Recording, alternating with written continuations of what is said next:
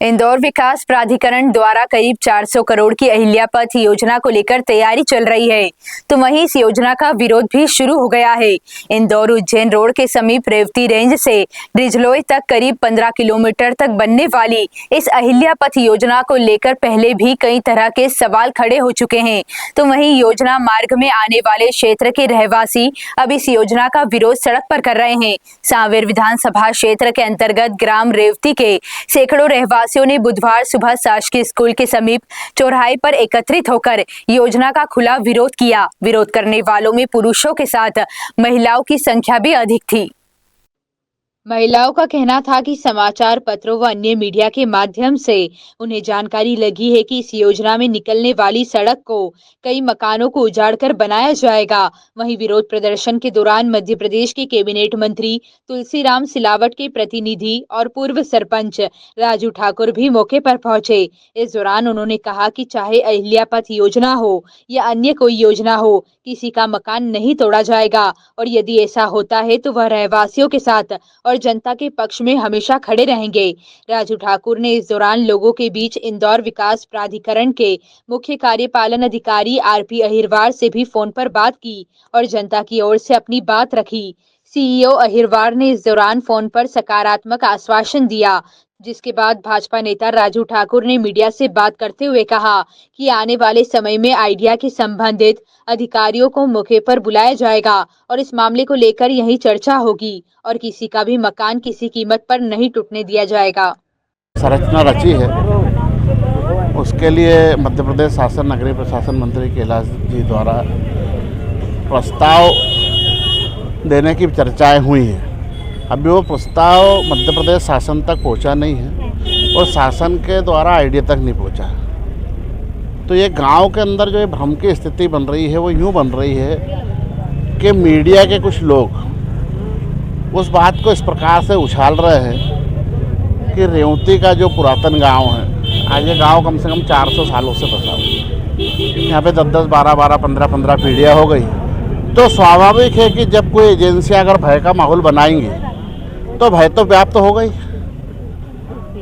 भाई शासन की तरफ से अगर मान लीजिए कि रोड प्रस्तावित हो गई है, सर्वे नंबर अंकित कर दिए गए हैं, किसी के वहाँ पर कोई नोटिस चस्पा हुआ है, उस चीज़ को अपन मान नहीं कर सकते कि मीडिया उसको लेके कि हाँ भाई ये कटु सत्य है कि राहुल जी के घर पे ये कागज़ चस्पा किया गया है और इसको इतना हिस्सा तोड़ा जाएगा रोड के लिए, तो उस चीज़ को हम मान नहीं कर सकते कि हाँ वास्तव में जो जनहित का काम होना चाहिए वो नहीं हो रहा है, जनता का नुकसान हो रहा है। अगर जनता का नुकसान होता है तो मैं ये पूरे गांव के साथ हूँ,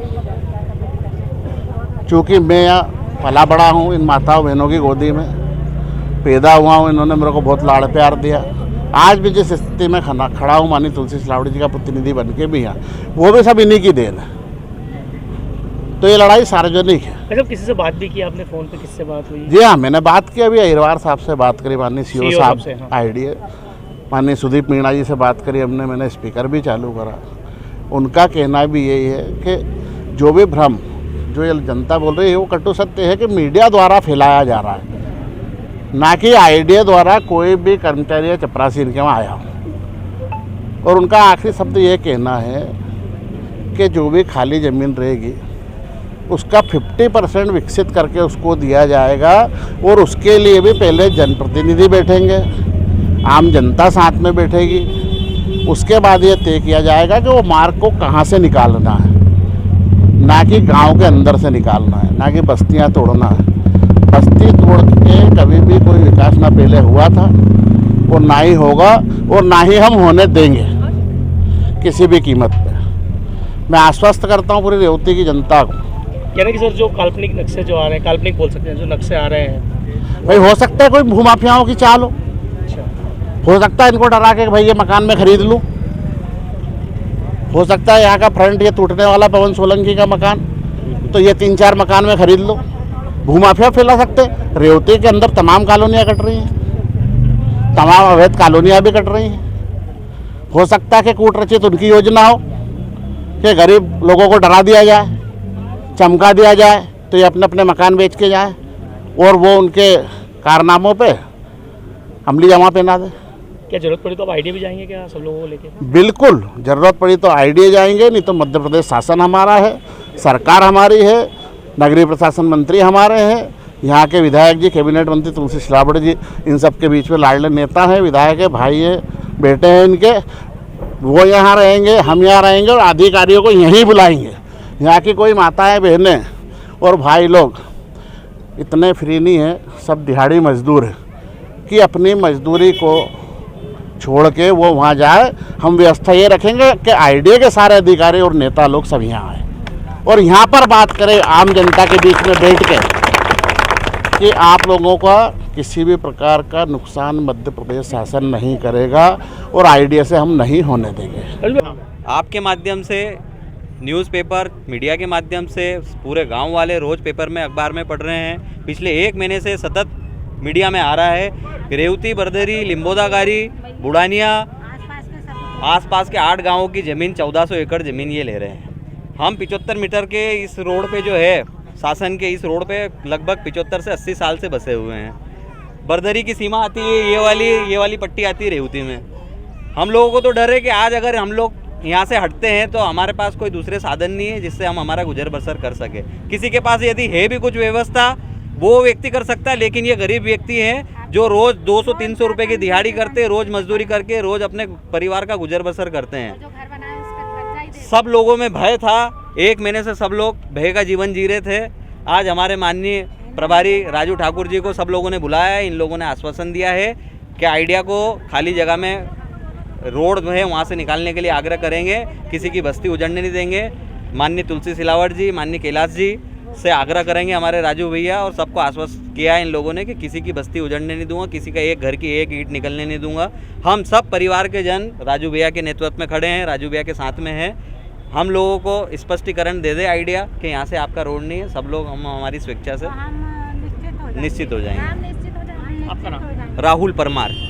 ये हमने सुना था कि रेवती, बरदरी ये सब जाने वाले हैं, हमने पेपर में भी देखा, मोबाइल में भी सुना, इसलिए आज हम सब यहाँ पे खड़े हैं कि हमारे घर वर ये टूटे नहीं या बस्ती उजड़े नहीं, इसलिए। और भैया जी को बुलाया तो भैया जी ने आश्वासन दिया है कि नहीं टूटेंगे, लेकिन फिर भी अब देखते हैं क्या होता है। कितने रहवासी इस क्षेत्र में? इस क्षेत्र में करीबन ज़्यादा नहीं तो 4 से 5 हज़ार तक को घर होंगे मेरी जानकारी में।